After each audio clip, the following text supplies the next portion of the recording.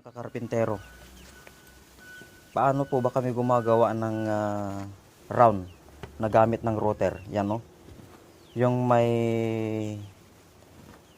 carb gamit ng router. Ang gagawin lang po ninyo, kukunin nyo yung center at saka yung router ninyo. Kung gaano kalaki yung gagawin nyo na bilog na design, ganun din ang gagawin nyo. Yan. Bale ito, bale improvise na tools lang po ito. Saka ito, susukatin nyo ito hanggang dun sa blade. Yun po ang kalaki ng round na magagawa natin. Okay, samahan nyo po kami.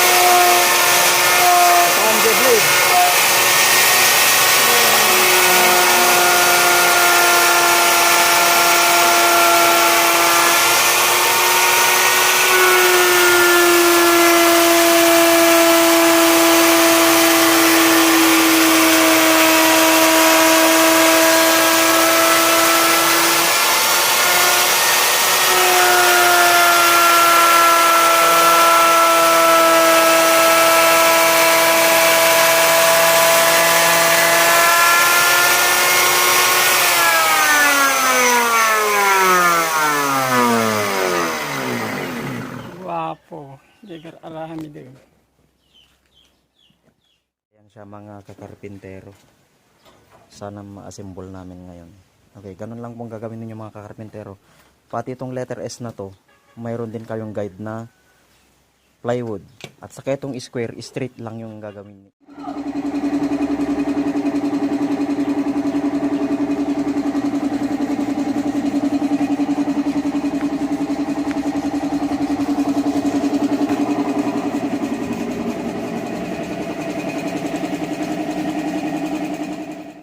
Okay mga kakarpintero, ayan, na-varnish na rin at saka na-install na rin.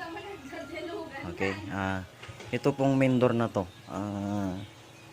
galing pa, yung doorknob po na magagamit, galing pa po sa manggagaling pa po sa ibang bansa. Kaya hindi pa namin in-install yung doorknob. At saka dito naman po sa kwarto, yung mga bedrooms.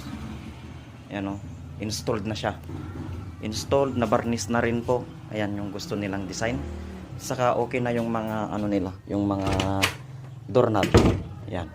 Gumagana na lahat. Ayan, installed na po lahat 'yan. Ayan o.